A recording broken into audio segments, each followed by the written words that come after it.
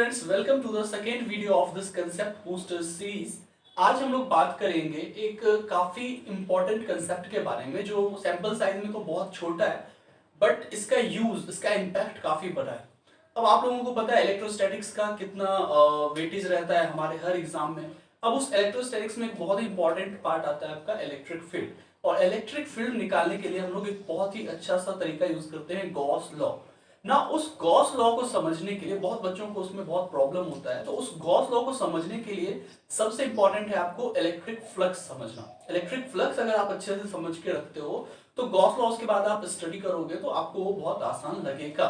सो आज हम लोग उसी कंसेप्ट के बारे में बात करेंगे, इलेक्ट्रिक फ्लक्स। इसी के कंसेप्ट को बूस्ट करेंगे। ओके, तो सबसे पहले बात करें व्हाट इज इलेक्ट्रिक फ्लक्स। बहुत ही छोटा सा बात है, बहुत ही इजी है, ठीक है। Electric flux is impact of electric field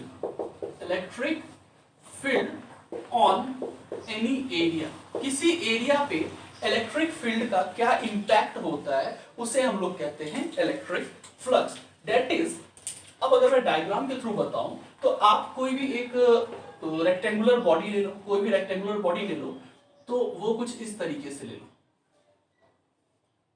ये अपना एक बॉडी हो गया। अब देखो इस रेक्टेंगुलर बॉडी के पास क्या है, लेंथ है और विड्थ है या ब्रेथ है। हाँ, तो L इंटू बी, यही तो इसका एरिया होता है ना, L और B दोनों का मल्टीप्लीकेशन होता है। अब यहाँ एक चीज आपको पहले ध्यान देना होगा, एरिया जो है, what is area, is a vector quantity.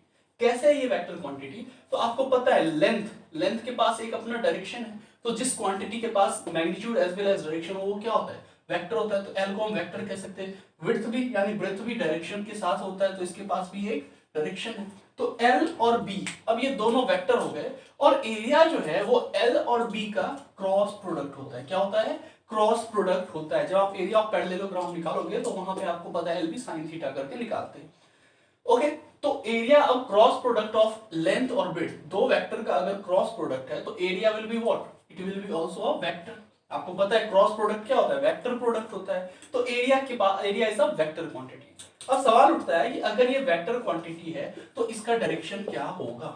तो आपको पता है डायरेक्शन निकालना, क्रॉस प्रोडक्ट में आप क्या रूल यूज करते हो, ये राइट हैंड थंब रूल का, कि एल क्रॉस बी है, यानी एल से बी अगर जा रहे हैं तो ये एस से एल से बी गए तो अंदर की ओर चला गया।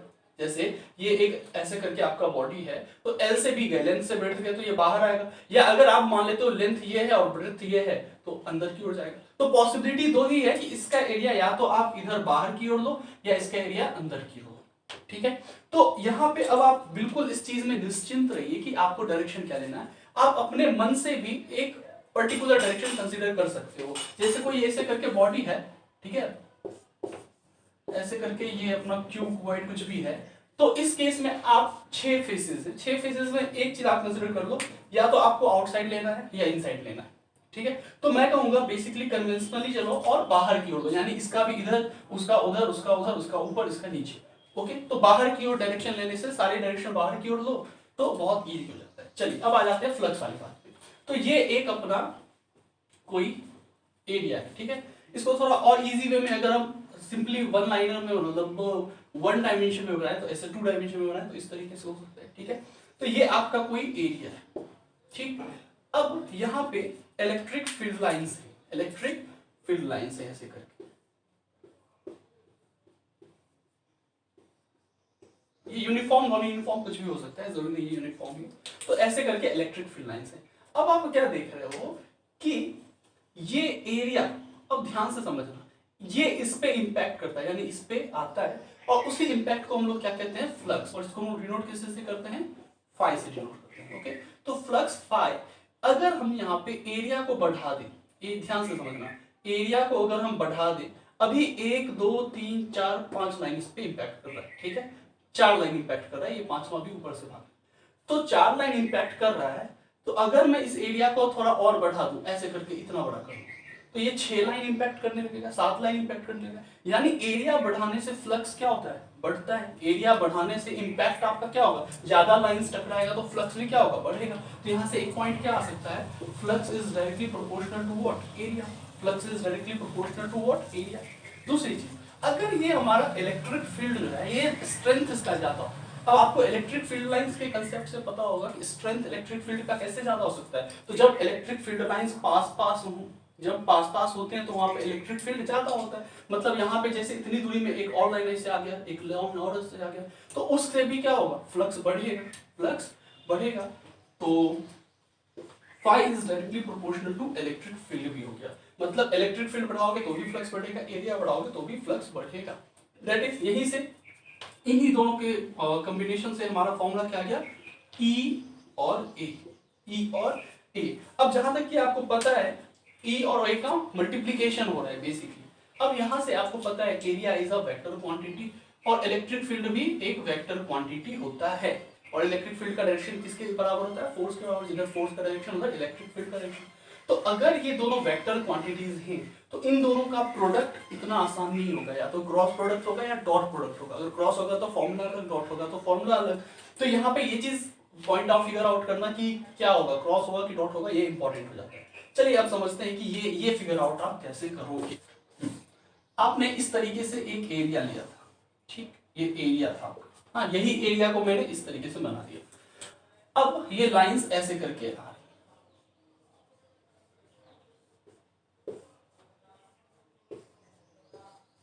ठीक है। अब क्या है कि इस एरिया पे तो अभी 1 2 3 4 5 लाइंस टकरा रही थी। अब इसी एरिया को मैं ऐसे करके थोड़ा सा बेंड कर देता हूं। इस एरिया को मैंने इस तरीके से बेंड कर दिया, ठीक है। ये सेम एरिया है, इसको हमने ऐसे करके झुका दिया, ठीक है। कितने से झुकाया, तो एंगल बना लो, ये था ना इसी के साथ ना, तो ये हमने कुछ थीटा एंगल से झुका दिया। हाँ, समझ रहे हो, इस ये एंगल और ये एंगल बराबर होगा ना, इसको ऐसे से बढ़ा लो, इसको ऐसे से बढ़ा लो, तो ये थीटा होगा, तो वो भी थीटा ही होगा ना, इसलिए वो लिखा है, ठीक है। तो ये थीटा एंगल से हमने झुका दिया। अब देखो कितने लाइंस यहाँ इस एरिया से टकराते हैं, इस एरिया से। तो ऐसे करके ये आगे बढ़ा और ये टकराया, ये आगे बढ़ा, ये टकराया, ये आगे बढ़ा, ये नहीं टकराया, और ये भी नहीं टकराया, ये भी नहीं टकराया, ये भी नहीं टकराया, ठीक है। अब ध्यान देना कि आपका जो कितना मतलब कितने इलेक्ट्रिक फील्ड लाइन इस पे इंपैक्ट कर रहे हैं वो इस एरिया पे डिपेंड नहीं कर रहा है। वो किस एरिया पे डिपेंड कर रहा है, तो वर्टिकली उसका वैल्यू कितना है, वर्टिकली उसका वैल्यू कितना है, दैट इज ये लेंथ, ये कितना होगा, इस पे डिपेंड करता है कि आपके कितने लाइंस टकराएंगे, ठीक है। इस पे डिपेंड कर रहा है। ये लाइन समझ रहे हो ना कि आपका ये जो था ये इस पे नहीं डिपेंड करता, इस पे कर रहा था कि ये वर्टिकली कितना लेंथ है। तो ये वर्टिकल लेंथ हम लोग कैसे निकालेंगे, तो लेट इस एरिया को हम लिख देते हैं ए डैश। क्या लिख देते हैं, ए डैश, ठीक है। तो ए डैश, हाँ, अब ए डैश हमें निकालना है, तो यहां से आपको पता है for a dash, for theta A dash is base and A is hypotenuse. फिर से फॉर थीटा, थीटा के लिए ए डैश क्या है, बेस है, और ये क्या है, हाइपोटेनस है। तो हम यहाँ से कह सकते हैं A dash upon A will be what, cos theta. Base upon hypotenuse क्या होता है, cos थीटा होता है। तो A dash will be how much, a cos theta. A dash कितना हो जाएगा, a cos थीटा। तो सिंपली अब आपको समझ में आ रहा है कि फ्लक्स जो है वो E और किस एरिया पे डिपेंड कर रहा है, a cos थीटा पे, यानी वर्टिकली। जब ये सीधा स्ट्रेट था इस तरीके से, उस समय तुम्हारा थीटा कितना हो जा रहा था, 90 डिग्री हो जा रहा था। सिंपली थीटा कितना हो जा रहा था, 90 डिग्री। तो E और a cos थीटा का मल्टीप्लीकेशन, E और a cos थीटा का मल्टीप्लीकेशन। अब आपको पता है E a cos थीटा को हम लोग सिंपली क्या कह सकते हैं, वेक्टर फॉर्म में E dot a, E dot a, E dot a होता है फॉर्मूला, ठीक है, यानी dot product of E and a, ठीक। अब यहां से कुछ बातें आपको और क्लियर हो जाएंगी कि डॉट प्रोडक्ट है तो यहाँ पे रिजल्टेंट क्या होगा, स्केलर होगा। डॉट प्रोडक्ट हमेशा क्या देता है, वैल्यू, स्केलर वैल्यू देता है। तो flux is a scalar quantity. कैसा क्वांटिटी, स्केलर क्वांटिटी। अच्छा, यूनिट की अगर बात करें तो इलेक्ट्रिक फील्ड का यूनिट क्या होता है बाबू, वोल्ट पर मीटर। ये कहां से आता है वोल्ट पर मीटर, तो बहुत ही इंपॉर्टेंट रिलेशन होता है V equals to E dx, E dx। ये रिलेशन माइनस E dx होता है, माइनस का उतना वो अलग वैल्यू है। तो V equals to minus E dx, इसी से ये अपना वोल्ट पर मीटर आता है। E बराबर क्या हो जाएगा, V बाई dx। अब V का आपको यूनिट पता है वोल्ट, dx मतलब लेंथ, लेंथ का मीटर, तो वोल्ट पर मीटर। और यहाँ वोल्ट पर मीटर इलेक्ट्रिक फील्ड का, और एरिया का क्या होता है, मीटर स्क्वायर, मीटर स्क्वायर। तो मीटर से 1 मीटर चल बसा, तो यूनिट क्या बन गया, वोल्ट मीटर, वोल्ट मीटर, ठीक है। ये हो गया अपना यूनिट, डायमेंशनल फॉर्मूला आप इसका निकाल सकते हो। तो इतनी बात समझ गए। तो सबसे इंपॉर्टेंट क्या होता है कि आपको इसमें एरिया का डायरेक्शन लेना कैसे है, तो बस दिमाग में सीधा बैठा लो, एरिया का डायरेक्शन हमेशा सरफेस के बाहर लेना है। अब जल्दी से 2-3 एग्जांपल समझ लेते हैं। ऑलराइट, तो यहाँ हमने 4 स्ट्रक्चर बनाया है। ये 2 क्यूब या क्यूबॉइड कुछ भी हो सकता है, और ये 2 सिलेंडर है। 2 क्यों बनाया वो भी समझ में आएगा। ये पहला, अगर हम लोग केस की बात करें, केस 1 की बात करें, इस केस में हम लोग क्या करते हैं, मान लो कोई एक चार्ज है, वो यहाँ आउटसाइड द क्यूब या फिर क्यूबॉइड, जो भी आप कंसिडर कर रहे हो उसका रखा हुआ क्यूब, एक क्यू चार्ज यहाँ बाहर में रखा हुआ है। ओके, अब इसकी वजह से इस पे नेट फ्लक्स कितना होगा। दूसरे केस में हम लोग क्या करेंगे, इस क्यूबॉइड के अंदर में हम लोग चार्ज रख देंगे, और वही काम यहाँ भी करना है, एक बार यहाँ रखना है और एक बार यहाँ अंदर में रखना है, ठीक है। चलिए, तो इस केस की अगर हम लोग बात करें तो समझना, ये चार्ज कहाँ है, बाहर, ठीक, और ये क्यूब यहाँ पे। अब समझना, सबसे पहले इलेक्ट्रिक फील्ड की बात करें तो इस चार्ज की वजह से इलेक्ट्रिक फील्ड किधर जा रहा होगा, ऐसे करके जा रहा होगा, ठीक है, ऐसे करके, यहां से ऐसे करके इलेक्ट्रिक फील्ड जा रहा होगा, ठीक है। तो आपको डायरेक्शन समझ में आ रहा है कि पॉजिटिव एक्स एक्सिस अगर मान रहे हो तो उधर क्या है, इलेक्ट्रिक फील्ड है। अब यहाँ पे अगर हम एरिया की बात करें, ये पहला सरफेस जो तुम्हारा है इधर वाला, जैसे हाँ ये इस तरीके से, ठीक है। तो ये वाला इधर वाला जो सरफेस है, इसका एरिया किधर आ रहा होगा, इस साइड बाहर में आ रहा होगा, और जस्ट इसके अपोजिट, मतलब ये सरफेस के अपोजिट ये सरफेस, इसका एरिया किधर जा रहा होगा, इधर जा रहा होगा, ठीक। बाकी ये सरफेस जो है इधर से ये इधर बाहर की ओर आ रहा होगा, ठीक है, और ये अंदर वाला जो सरफेस है ये अंदर की ओर जा रहा होगा, समझ रहे हो। ये इधर से जो सरफेस है ये बाहर, उधर से जो है वो अंदर। अच्छा, ये टॉप वाला जो है, टॉप का एरिया डायरेक्शन किधर होगा, ऊपर होगा, और बॉटम का नीचे होगा। आउटसाइड द सरफेस सिंपली लेना है, ये टॉप वाले का कहां होगा, ऊपर होगा, बॉटम वाले का कहां होगा, नीचे होगा। एरिया एरिया एरिया, ठीक है, और वे अंदर की ओर होगा और ये बाहर की ओर होगा, समझ गए। तो अब यहां से आपके पास कितने सरफेसेस हैं, 6 सरफेसेस हैं। तो फ्लक्स अगर आप निकालने के लिए जाओगे तो फ्लक्स नेट, फाई नेट, तो पहले सरफेस पे E इधर की ओर है और एरिया इधर की ओर है, तो E और एरिया में कितना एंगल बन रहा है, फ्लक्स का फॉर्मूला आपको पता है क्या, EA cos theta, EA cos theta. तो यहाँ एरिया इस डायरेक्शन में, इलेक्ट्रिक फील्ड उस डायरेक्शन में, यानी कितना डिग्री, 180 डिग्री बना रहा है। तो EA cos 180 डिग्री, ठीक है, प्लस दूसरा सरफेस, तो दूसरा मैं जस्ट मान लो इसके अपोजिट वाला मान लो, मतलब अभी हमने ये लिया और अब ये ले रहे हैं, ठीक है, इधर वाला। तो ये सिंपली एरिया भी इधर और इलेक्ट्रिक फील्ड भी उधर की ओर, तो कितना डिग्री बना रहा है, 0 डिग्री बना रहा है, यानी EA cos 0 डिग्री। बाकी अब ये 4 सरफेसेस जो बचे, ऊपर नीचे और अंदर और बाहर, ये सारे कितना एंगल बना रहे हैं, 90 डिग्री बना रहे हैं। मतलब इलेक्ट्रिक फील्ड तुम्हारा इधर है, ऊपर नीचे क्या हुआ, ऊपर 90 डिग्री, नीचे भी 90 डिग्री, अंदर की ओर भी जा रहा है, मतलब ये देखो ये है, और ये जैसे बाहर की ओर आ रहा है। तो एरिया इधर और इलेक्ट्रिक फील्ड इधर, इलेक्ट्रिक फील्ड इधर और एरिया कहाँ, बाहर। तो एंगल कितना बना रहा है, 90 डिग्री। तो ये चारों केसेस में 90 डिग्री बना रहा है। तो फॉर ऑल 4 हम कह सकते हैं EA cos 0 डिग्री। ये किसके लिए, 4 सरफेसेस के लिए, जस्ट 4 सरफेसेस। तो यहां से आप बात को समझना, cos 0 का वैल्यू कितना हो जाता है, cos 0 का वैल्यू कितना हो जाता है, सॉरी 90 डिग्री ना, सॉरी 90 डिग्री बनाना, हाँ। तो cos 90 का वैल्यू हो जाता है 0। तो इन 4 सरफेसेस की वजह से फ्लक्स कितना हो गया, 0। बच गए ये दोनों। cos 180 कितना होता है, -1, तो ये टोटली क्या हो जाएगा, -EA, और cos 0 कितना होता है, 1, तो ये हो गया +EA। माइनस ये प्लस ये कट गया, तो नेट कितना हो गया, 0। यानी अगर चार्ज बाहर रखा हुआ है तो नेट फ्लक्स कितना होगा, 0 होगा। नेट फ्लक्स कितना होगा, 0 होगा। अब चलिए यहीं पे अंदर अगर ले लें, तो ये इलेक्ट्रिक अपना चार्ज है, ठीक है, ये चार्ज है। तो चार्ज देखो हर डायरेक्शन में रिलीज करता है, यहाँ भी हर डायरेक्शन में रिलीज करेगा, इधर भी इधर भी इधर भी। लेकिन आपको पता है कि इधर वाले से कोई मतलब हमें नहीं होता, मतलब सॉरी ये जो इधर जा रहा है उससे हमें क्या नहीं मतलब होगा। इस केस में चार्ज देखो चारों तरफ, इधर भी इधर भी इधर भी इधर भी, हर डायरेक्शन, अंदर भी बाहर भी, हर डायरेक्शन में क्या करेगा, इलेक्ट्रिक फील्ड को रिलीज करेगा। तो यहां से अब फ्लक्स की अगर हम बात करें, फाई नेट, फ्लक्स नेट की बात करें, तो देखो बाबू, अगर इधर के लिए लोगे तो इधर का एरिया किधर, इस साइड, और इधर का एरिया इस साइड। तो इलेक्ट्रिक फील्ड तो क्या है, हर डायरेक्शन में है ना, तो इधर भी इलेक्ट्रिक फील्ड है और एरिया है, तो EA cos 0, EA cos 0। इसी तरीके से इधर वाला भी कितना बनाएगा, cos 0। तो cos 0 का मतलब क्या होता है, 1, तो सिंपली मैं EA लिख रहा हूं, ठीक है। ऊपर एरिया किधर होगा, ऊपर की ओर होगा, और इलेक्ट्रिक फील्ड भी ऊपर की ओर जा रहा है, तो वहां भी cos 0 डिग्री बना रहा होगा। तो EA cos 0 यानी सिर्फ EA, प्लस नीचे इलेक्ट्रिक फील्ड भी नीचे है और एरिया भी नीचे है, तो फिर वही चीज EA प्लस बाहर जब आ रहा है तो इलेक्ट्रिक फील्ड भी इस डायरेक्शन में आ रहा है और एरिया भी बाहर की ओर है, तो ई ए।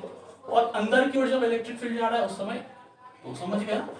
तो बेसिकली यहाँ पे सिर्फ cos 0 डिग्री बन रहा है ना, तो ई ए 6 ई ए तो हो गया 6 ई ए, ये हो गया net flux associated with total surface.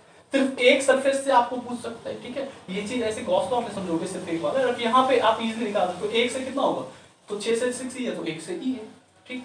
अब चलिए इस पे बात करते हैं। यहाँ पे क्या है, अपना चार्ज बाहर की ओर रखा हुआ है, चार्ज बाहर की ओर रखा हुआ है, तो बेसिकली आप समझ सकते हो यहाँ भी वही चीज हो जाएगा कि ऊपर की ओर कुछ नहीं, नीचे की ओर कुछ नहीं, सिर्फ एसोसिएटेड किससे होगा, इतने वाले एरिया से। तो यहाँ भी आपका नेट कितना हो जाएगा, 0 हो जाएगा। नेट कितना हो जाएगा, 0। बाहर रखा हुआ है तो नेट 0। ये केस इंटरेस्टिंग होने वाला है, केस 4। इंटरेस्टिंग कुछ नहीं है, यहाँ एरिया सिर्फ थोड़ा बदल जाता है। अब समझना, यहाँ पे कंसीडर कितने सरफेसेस करने हैं। सिलेंडर जब हो ना, तो सिलेंडर के आप 3 सरफेसेस कंसीडर करते हो। जैसे ये आपका सिलेंड्रिकल स्ट्रक्चर है, तो इसके पास कितने सरफेसेस हैं, 3 सरफेसेस हैं। एक ये ऊपर वाला हो गया जिसका एरिया कितना होता है, पाई आर स्क्वायर, और इसका डायरेक्शन क्या होगा, ऊपर की ओर। कितना क्या डायरेक्शन होगा, ऊपर की ओर। अब दूसरी बात, ये क्या होता है, पाई आर स्क्वायर नीचे का सरफेस, इसका एरिया नीचे की ओर 2 सरफेस। और तीसरा सरफेस जो है ये पूरा है कर्व्ड सरफेस एरिया, जिसको हम लोग कर्व्ड सरफेस एरिया कहते हैं, और जिसका वैल्यू कितना होता है 2 पाई आर एच। तो ये curved surface area 2 pi R H.